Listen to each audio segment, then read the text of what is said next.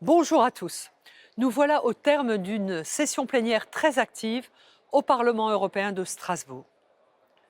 Une semaine marquée, vous l'avez vu, par un vote important pour saisir la Cour de justice de l'Union européenne afin qu'elle examine la compatibilité de l'accord Union-Mercosur avec les traités européens.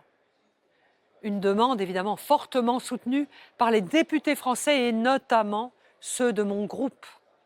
C'est une victoire importante pour les agriculteurs dont nous partageons les inquiétudes. Cet accord présente en effet un risque élevé de concurrence déloyale et une menace pour notre souveraineté alimentaire. Ce vote est aussi une victoire pour le Parlement européen. Il a montré hier qu'il est une assemblée pleinement indépendante de la Commission ou du Conseil. Une assemblée qui représente la voix des citoyens européens et qui hier s'est exprimée en ce sens. Quoi qu'il se passe désormais pour cet accord, la Commission ne pourra pas ignorer le message du Parlement européen, le message des citoyens européens. Au fond, c'est une victoire pour la démocratie européenne. Une semaine marquée aussi par plusieurs autres débats et votes importants. Nous avons voté en faveur d'une réponse unifiée de l'Europe aux menaces de Donald Trump contre la souveraineté du Groenland.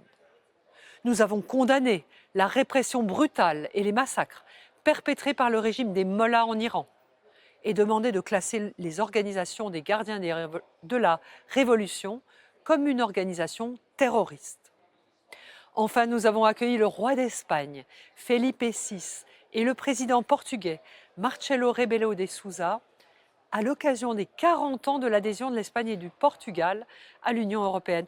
Un moment de joie pour célébrer cet anniversaire, mais aussi un moment très émouvant, lorsque nous avons respecté une minute de silence pour les victimes du drame ferroviaire qui s'est produit en Espagne en début de semaine.